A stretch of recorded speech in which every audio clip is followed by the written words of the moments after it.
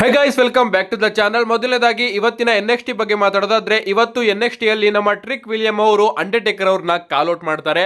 ನಿಮ್ಗೆ ಗೊತ್ತಿರಬಹುದು, ರೀಸೆಂಟ್ ಆಗಿ ಇವರ ನಡುವೆ ಸೋಷಿಯಲ್ ಮೀಡಿಯಾದಲ್ಲಿ ಚಿಕ್ಕ ಗಲಾಟೆ ಆಗಿತ್ತು. ಅಂಡ್ ಅದರಿಂದ ನಮ್ಮ ಅಂಡರ್ಟೇಕರ್ ಅವರು ಹೇಳಿದ್ರು, ನಾನು ನೆಕ್ಸ್ಟ್ NXT ಗೆ ಬರ್ತಾ ಇದೀನಿ ಅಂತ. ಅಂಡ್ ಇವತ್ತಿನ NXT ಶೋ ಅಲ್ಲಿ ನಮ್ಮ ಟ್ರಿಕ್ ವಿಲಿಯಂ ಅವರು ಅಂಡರ್ಟೇಕರ್ ಅವ್ರನ್ನ ಕೋಪದಿಂದ ಕಾಲ್ ಔಟ್ ಕೂಡ ಮಾಡ್ತಾರೆ. ಅಂಡ್ ನಮಗೆ ಅಂಡರ್ಟೇಕರ್ ಅವರ ಬ್ಯಾಡ್ ಆಸ್ ಎಂಟ್ರಿ ಕೂಡ ನೋಡೋದಕ್ಕೆ ಸಿಗುತ್ತೆ. ಅಮೆರಿಕನ್ ಬ್ಯಾಡ್ ಆಸ್ ಆಗಿ ನಮ್ಮ ಅಂಡರ್ಟೇಕರ್ ಅವರು ಬರ್ತಾರೆ. ಅಂಡ್ ಪ್ರೋಮೋನು ಕೂಡ ಕಟ್ ಮಾಡ್ತಾರೆ. ಯಾವ ರೀತಿ ನಾನು ಈ ಒಂದು ಡಬ್ಲ್ಯೂ ಕಂಪನಿನ ರೂಲ್ ಮಾಡಿದೆ ಅಂಡ್ ಈಗ ನೀನು ಬಂದು ಈ ರೀತಿ ಮಾಡ್ತಾ ಇದೀಯಾ, ಇದು ಒರಿಜಿನಲ್ ಆಗಿ ನನ್ನ ಎರಡು ಅಂತ ಹೇಳ್ತಾ ಇರ್ತಾರೆ. ಅಂಡ್ ಟ್ರಿಕ್ ವಿಲಿಯಂ ಅವರಿಗೆ ಕೋಪ ಬಂದು ಅಂಡರ್ಟೇಕರ್ ಅವರಿಗೆ ಪಂಚ್ ಹೊಡೆಯೋದಕ್ಕೆ ಹೋದಾಗ ಅದರಿಂದ ತಪ್ಪಿಸ್ಕೊಂಡು ನಮ್ಮ ಅಂಡರ್ಟೇಕರ್ ಅವರ ಟ್ರಿಕ್ ವಿಲಿಯಂ ಅವರಿಗೆ ಒಂದು ಮ್ಯಾಸಿವ್ ಚೋಕ್ ಸ್ಲಾಮ್ ನ ಕನೆಕ್ಟ್ ಮಾಡಿದ್ದಾರೆ. ಸೊ ಈ ರೀತಿ ಆಂಗಲ್ ನ ಡಬ್ಲ್ಯೂ ಅವರು ಇವತ್ತಿನ NXT ಶೋ ಅಲ್ಲಿ ನಮ್ಮೆಲ್ಲರಿಗೂ ಕೂಡ ತೋರಿಸಿದ್ರು. ನಾನೇನೋ ಒಂದು ಬಿಗ್ ಎಂಟರ್ಟೈನ್ಮೆಂಟ್ ಆಗಿ ಡಬ್ಲ್ಯೂ ಅವರು ಏನೋ ಒಂದು ಮಾಡ್ತಾರೆ ಅನ್ಕೊಂಡೆ, ಬಟ್ ನಾರ್ಮಲ್ ಒಂದು ಸೆಗ್ಮೆಂಟ್ ರೀತಿನೇ ಈ ಒಂದು ಸೆಗ್ಮೆಂಟ್ ಕೂಡ ಆಗೋಯ್ತು. ನೆಕ್ಸ್ಟ್ ಅಪ್ಡೇಟ್ ಕಡೆ ಬರೋದಾದ್ರೆ ಇದಿರ್ತಕ್ಕಂಥದ್ದು ನಮ್ಮ ಡ್ರೂ ಮ್ಯಾಕೆಂಟೈರ್ ಅವರ ಬಗ್ಗೆ. ನಿಮಗೆ ಗೊತ್ತಿರಬಹುದು, ರೀಸೆಂಟ್ ಆಗಿ ನಮ್ಮ ಡ್ರೂ ಮ್ಯಾಕೆಂಟೈರ್ ಅವರು ಲೋಗನ್ ಪೋಲ್ ಅವರ ಇಂಪಲ್ಸಿವ್ ಪಾಡ್ಕಾಸ್ಟ್ ಗೆ ಬಂದಿರ್ತಾರೆ. ಅಂಡ್ ಅಲ್ಲಿ ಅವರು ತುಂಬಾ ವಿಚಾರಗಳ ಬಗ್ಗೆ ಮಾತಾಡಿದ್ದಾರೆ. ಕಳೆದ ವಿಡಿಯೋದಲ್ಲಿ ನಾನು ನಿಮಗೆ ತಿಳಿಸಿದ್ದೆ. ಅಂಡ್ ಇದರಲ್ಲಿ ಅವರು ಸೋಷಿಯಲ್ ಮೀಡಿಯಾ ಎಂಗೇಜ್ಮೆಂಟ್ ಬಗ್ಗೆನೂ ಕೂಡ ಮಾತಾಡ್ತಾರೆ. ಅವ್ರು ಹೇಳ್ತಾರೆ, ನನಗೆ ಡಬ್ಲ್ಯೂ ಇಂದ ಯಾವಾಗ ಬ್ರೇಕ್ ಸಿಕ್ತೋ ಆಗ ನಾನು ಸೋಷಿಯಲ್ ಮೀಡಿಯಾದಲ್ಲಿ ಹೋಗಿ ಟ್ವೀಟ್ ಗಳನ್ನ ಮಾಡೋದಕ್ಕೆ ಶುರು ಮಾಡಿದೆ. ಅಂಡ್ ಆಗ ನನಗೆ ಬಹಳಷ್ಟು ಎಂಗೇಜ್ಮೆಂಟ್ ಸೋಷಿಯಲ್ ಮೀಡಿಯಾದಿಂದ ಸಿಕ್ತು. ಅಂಡ್ ಡಬ್ಲ್ಯೂ ಕಂಪನಿಯಲ್ಲಿ ಹೈಯೆಸ್ಟ್ ಎಂಗೇಜ್ಮೆಂಟ್ ನನಗೆ ಸಿಗ್ತಾ ಇದ್ದಿದ್ದು ಸೋಷಿಯಲ್ ಮೀಡಿಯಾದಿಂದ.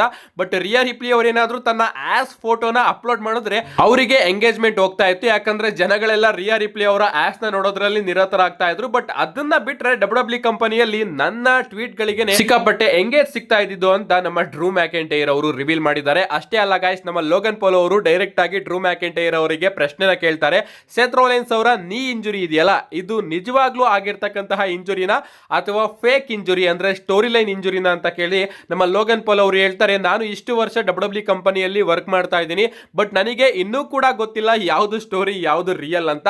ನಿಮ್ಗೇನ್ ಅನ್ಸುತ್ತೆ? ನಿಮ್ಗೇನಾದ್ರೂ ಇದ್ರ ಬಗ್ಗೆ ಐಡಿಯಾ ಇದೆಯಾ ಅಂತ ನಮ್ಮ ಲೋಗನ್ ಪೋಲ್ ಅವರು ಡ್ರೂ ಮ್ಯಾಕೆಂಟೈರ್ ಅವ್ರನ್ನ ಕೇಳಿದಾಗ ಅವ್ರು ಹೇಳ್ತಾರೆ, ನನಗೂ ಕೂಡ ಅದ್ರ ಬಗ್ಗೆ ಕ್ಲಿಯರ್ ಆಗಿ ಕ್ಲಾರಿಟಿ ಇಲ್ಲ, ಅದು ನಿಜವಾಗ್ಲೂ ಕೂಡ ಆಗಿರಬಹುದು ಅಥವಾ ಅವರ ಬಳಿ ಈಗ ಮನಿ ಇನ್ ದ ಬ್ಯಾಂಕ್ ಇರೋದ್ರಿಂದ ಡಬ್ಲ್ಯೂ ಅವರು ಸ್ಟೋರಿನೂ ಕೂಡ ರಚನೆ ಮಾಡಿರಬಹುದು.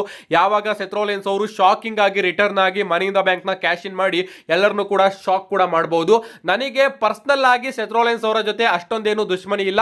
ಅಂಡ್ ಅದರಿಂದನೇ ನಾನು ಬಯಸ್ತೀನಿ ಸೆತ್ ರೋಲೆನ್ಸ್ ಅವರಿಗೆ ಯಾವುದೇ ರೀತಿಯ ರಿಯಲ್ ಇಂಜುರಿ ಆಗಿಲ್ಲದೆ ಇರಲಿ ಅಂತ ನಮ್ಮ ಡ್ರೂ ಮ್ಯಾಕೆಂಟೈರ್ ಅವರು ಕೂಡ ಕಮೆಂಟ್ ನ ಮಾಡಿದ್ದಾರೆ. ಅಂದ್ರೆ ಡ್ರೂ ಮ್ಯಾಕೆಂಟೈರ್ ಅವ್ರಿಗೂ ಕೂಡ ಗೊತ್ತಿಲ್ವಂತೆ ಸೆತ್ ರೋಲೆನ್ಸ್ ಅವರ ಇಂಜುರಿ ರಿಯಲ್ ಫೇಕೋ ಅಂತ. ಐ ಥಿಂಕ್ ಇದೆಲ್ಲದೂ ಕೂಡ ಫೇಕ್ ಇಂಜುರಿ ಅಂತ ಈಗ ಇನ್ನೂ ಕೂಡ ಅನಿಸ್ತಾ ಇದೆ. ಯಾಕಂದ್ರೆ ಇದ್ರ ಬಗ್ಗೆ ಮಾತುಕತೆಗಳು ಜಾಸ್ತಿ ಆಗ್ತಾ ಇದೆ. ಅಂಡ್ ನಮ್ಮ ಲೋಗನ್ ಪೋಲ್ ಅವರು ಡೈರೆಕ್ಟ್ ಆಗಿ ಡ್ರೂ ಮ್ಯಾಕೆಂಟೈರ್ ಅವ್ರನ್ನ ಇದ್ರ ಬಗ್ಗೆ ಪ್ರಶ್ನೆನ ಕೇಳಿದ್ದಾರೆ. ಏನೇ ಆಗ್ಲಿ ಗೈಸ್, ಆದಷ್ಟು ಬೇಗ ಗೊತ್ತಾಗುತ್ತೆ ಸಮ್ಮರ್ ಸ್ಲಾಮ್ ಅಲ್ಲಿ ನಮ್ಮ ಸೆತ್ ರೋಲೆನ್ಸ್ ಅವರು ನಾಟಕ ಮಾಡ್ತಾ ಇದ್ರು ಅಥವಾ ಅವರಿಗೆ ರಿಯಲ್ ಇಂಜುರಿನೋ ಇಲ್ವೋ ಅಂತ.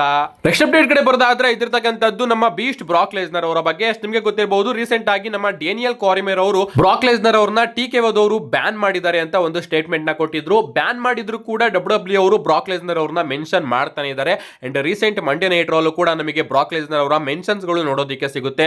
ಮೊದಲನೇದಾಗಿ ನಮ್ಮ CM ಪಂಕ್ ಅವರು ಬ್ರಾಕ್ ಲೆಸ್ನರ್ ಅವ್ರನ್ನ ಮೆನ್ಷನ್ ಮಾಡ್ತಾರೆ, ನಾನು ಗಂತರ್ ಅಂತಹ ಬೀಸ್ಟ್ ನ ಸುಮ್ಮನೆ ಬಿಡೋದಿಲ್ಲ ಅಂತ.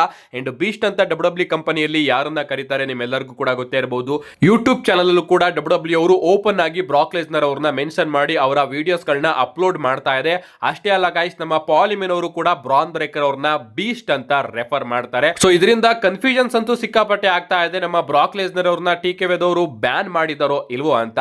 ನಮ್ಮ ನೆಕ್ಸ್ಟ್ ಅಪ್ಡೇಟ್ ಕಡೆ ಬರೋದಾದ್ರೆ ಇದಿರ್ತಕ್ಕಂಥದ್ದು ನಮ್ಮ ಜೇ ಊಸೋ ಹಾಗೆ ರೋಮನ್ ರೈನ್ಸ್ ಅವರ ಬಗ್ಗೆ. ನಿಮಗೆ ಗೊತ್ತಿರಬಹುದು, ಕಳೆದ ವಿಡಿಯೋದಲ್ಲಿ ನಾನು ನಿಮಗೆ ತಿಳಿಸಿದ್ದೆ, ರೋಮನ್ ರೈನ್ಸ್ ಅವರು ಅಫಿಷಿಯಲ್ ಆಗಿ ಬ್ರಾನ್ ಬ್ರೇಕರ್ ಹಾಗೆ ಬ್ರಾನ್ಸನ್ ರೀಡ್ ಅವರಿಗೆ ಸಮ್ಮರ್ ಸ್ಲಾಮ್ ಅಲ್ಲಿ ಒಂದು ಟ್ಯಾಗ್ ಟೀಮ್ ಮ್ಯಾಚ್ ಗೆ ಚಾಲೆಂಜ್ ಮಾಡಿದ್ದಾರೆ. ಅಂಡ್ ಅವರು ಜೇ ಊಸೋಗೂ ಕೂಡ ಹೇಳಿದ್ರು, ನೀನು ನನ್ನನ್ನ ಇನ್ನೊಮ್ಮೆ ನಂಬು, ನಾನ್ ನಿನಗೆ ಮೋಸ ಮಾಡೋದಿಲ್ಲ ಅಂತ.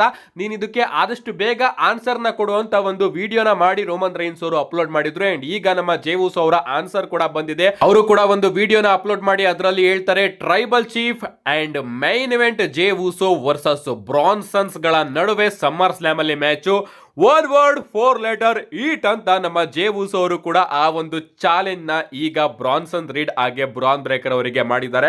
ಸೊ ರೋಮನ್ ರೈನ್ಸ್ ಹಾಗೆ ಜೇ ಊಸೋ ಇಬ್ರು ಕೂಡ ಒಪ್ಕೊಂಡಿದ್ದಾರೆ. ಕ್ಲಿಯರ್ ಆಗಿ ನಮಗೆ ಸಮ್ಮರ್ ಸ್ಲಾಮ್ ಅಲ್ಲಿ 100% ಈ ಒಂದು ಟ್ಯಾಗ್ ಟೀಮ್ ಮ್ಯಾಚ್ ನೋಡೋದಕ್ಕೆ ಸಿಕ್ಕೇ ಸಿಗುತ್ತೆ. ಸ್ವಲ್ಪ ಜನಕ್ಕೆ ಬೇಜಾರಿದೆ ರೋಮನ್ ರೈನ್ಸ್ ಅವರು ಟ್ಯಾಗ್ ಟೀಮ್ ಮ್ಯಾಚ್ ಅಲ್ಲಿ ಕಂಪೀಟ್ ಮಾಡ್ತಾ ಇದಾರಲ್ಲ ಅಂತ, ಸ್ವಲ್ಪ ಜನಕ್ಕೆ ಖುಷಿ ಇದೆ ರೋಮನ್ ರೈನ್ಸ್ ಅವರು ಸಮ್ಮರ್ ಸ್ಲಾಮ್ ಅಲ್ಲಿ ನಮಗೆ ನೋಡೋದಕ್ಕೆ ಸಿಗ್ತಾ ಇದಾರಲ್ಲ ಅಂತ. ಏನೇ ಆಗ್ಲಿ ಗೈಸ್, ಸ್ಟೋರಿ ಇದೇ ರೀತಿ ಡಬ್ಲ್ಯೂ ಅವರು ಬಿಲ್ಡ್ ಮಾಡಿದ್ರು ಅಂಡ್ ಅದೇ ರೀತಿ ನಮಗೆ ನೋಡೋದಕ್ಕೆ ಸಿಗ್ತಾ ಇದೆ. ನಮ್ಮ next next and final update ಕಡೆ ಬರೋದಾದ್ರೆ ಇದಿರ್ತಕ್ಕಂಥದ್ದು ಈ ಬಾರಿಯ ಸಮ್ಮರ್ ಸ್ಲಾಮ್ ನ ಮೈನ್ ಇವೆಂಟ್ ಬಗ್ಗೆ.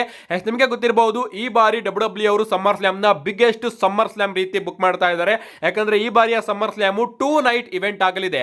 ಇಷ್ಟು ವರ್ಷ ನಾವು ಯಾವ ರೀತಿ ರಸಲ್ ಮೇನಿಯಾನ 2 ನೈಟ್ ರಸಲ್ ಮೇನಿಯಾ ರೀತಿ ನೋಡಿಕೊಂಡು ಬಂದ್ವು, ಅದೇ ರೀತಿ ಇನ್ ಮುಂದೆ ಸಮ್ಮರ್ ಸ್ಲಾಮ್ ಕೂಡ 2 ನೈಟ್ ಸಮ್ಮರ್ ಸ್ಲಾಮ್ ಆಗಿ ನಮಗೆ ನೋಡೋದಕ್ಕೆ ಸಿಗುತ್ತೆ. ಅಂಡ್ ಸಮ್ಮರ್ ಸ್ಲಾಮ್ ನ ನೈಟ್ 1 ನ ಯಾರು ಮೇನ್ ಇವೆಂಟ್ ಮಾಡ್ತಾರೆ, ಅದೇ ರೀತಿ ನೈಟ್ 2 ನ ಯಾರು ಮೇನ್ ಇವೆಂಟ್ ಮಾಡ್ತಾರೆ ಅಂತ ಈ ಒಂದು ವಿಡಿಯೋದಲ್ಲಿ ನಾನು ತಿಳಿಸ್ಕೊಡ್ತೀನಿ. ಆಫ್ ಕೋರ್ಸ್ ನಿಮ್ಮೆಲ್ಲರಿಗೂ ಕೂಡ ಗೊತ್ತಿರುತ್ತೆ ಈ ಬಾರಿಯ ಸಮ್ಮರ್ ಸ್ಲಾಮ್ ನ ನೈಟ್ 2 ನ ಮೇನ್ ಇವೆಂಟ್ ಅಲ್ಲಿ ಯಾವ ಮ್ಯಾಚ್ ಇರುತ್ತೆ ಅಂತ. ಅಂಡ್ ಆ ಒಂದು ಮ್ಯಾಚ್ ಕೋಡಿ ರೋಡ್ಸ್ ಹಾಗೆ ಜಾನ್ ಸಿನಾ ಅವರ ನಡುವಿನ ಅನ್ಡಿಸ್ಪ್ಯೂಟೆಡ್ ಡಬ್ಲ್ಯೂ ಚಾಂಪಿಯನ್ಶಿಪ್ ನ ಸ್ಟ್ರೀಟ್ ಫೈಟ್ ಮ್ಯಾಚ್ ಆಗಿರುತ್ತೆ. ಈ ಒಂದು ಮ್ಯಾಚ್ ನಮಗೆ ಈ ಬಾರಿಯ ಸಮ್ಮರ್ ಸ್ಲಾಮ್ ನ ನೈಟ್ 2 ನ ಮೇನ್ ಇವೆಂಟ್ ಅಲ್ಲಿ ನೋಡೋದಕ್ಕೆ ಸಿಗುತ್ತೆ. ಇನ್ನ ಬಾಕಿ ಉಳಿಯೋದು ಸಮ್ಮರ್ ಸ್ಲಾಮ್ ನ ನೈಟ್ 1 ನ ಮೇನ್ ಇವೆಂಟ್ ಬಗ್ಗೆ. ಅಂಡ್ ಇಲ್ಲಿ ಸಿಕ್ಕಾಪಟ್ಟೆ ಕಾಂಪಿಟೇಷನ್ಸ್ ಗಳು ನಮಗೆ ನೋಡೋದಕ್ಕೆ ಸಿಗುತ್ತೆ. ಮೊದಲನೇದಾಗಿ ಸಿಎಂ ಪಂಕ್ ಹಾಗೆ ಗಂತರ್ ಅವರ ನಡುವೆ ವರ್ಲ್ಡ್ ಹೆವಿವೇಟ್ ಚಾಂಪಿಯನ್ಶಿಪ್ ಗೆ ಸಿಂಗಲ್ಸ್ ಮ್ಯಾಚ್ ನೋಡೋದಕ್ಕೆ ಸಿಗ್ತಾ ಇದೆ. ಈ ಒಂದು ಮ್ಯಾಚ್ ಕೂಡ ಮೇನ್ ಇವೆಂಟ್ ಮಾಡಬಹುದು. ಎರಡನೇದಾಗಿ ವಿಮೆನ್ಸ್ ವರ್ಲ್ಡ್ ಹೆವಿವೇಟ್ ಚಾಂಪಿಯನ್ಶಿಪ್ ಗೆ ಇಯೋ ಸ್ಕೈ, ರಿಯಾ ರಿಪ್ಲಿ ಹಾಗೆ ನಯೋಮಿ ಅವರ ನಡುವೆ ಒಂದು ಟ್ರಿಪಲ್ ಥ್ರೆಡ್ ಮ್ಯಾಚ್ ನೋಡೋದಕ್ಕೆ ಸಿಗ್ತಾ ಇದೆ. ಈ ಒಂದು ಮ್ಯಾಚ್ ಕೂಡ ಮೇನ್ ಇವೆಂಟ್ ಮಾಡಬಹುದು. ಅಂಡ್ ಮೂರನೇದಾಗಿ Roman Reigns and Jey Uso versus Bron Breakker ಹಾಗೆ ಬ್ರಾನ್ಸನ್ ರೀಡ್ ಅವರ ಟ್ಯಾಗ್ ಟೀಮ್ ಮ್ಯಾಚ್ ಕೂಡ ಮೇನ್ ಇವೆಂಟ್ ಮಾಡಬಹುದು. ಬಟ್ ನಮ್ಮ ಡೇವ್ ಮೆಲ್ಸನ್ ಅವರ ಪ್ರಕಾರ ಈ 3 ಮ್ಯಾಚಸ್ ಗಳಲ್ಲಿ ಸಿಎಂ ಪಂಕ್ ಹಾಗೆ ಗಂತರ್ ಅವರ ನಡುವಿನ world heavyweight championship match summer slam night 1 ನ ಮೇನ್ ಇವೆಂಟ್ ಅಲ್ಲಿ ನೋಡೋದಕ್ಕೆ ಸಿಗುತ್ತಂತೆ.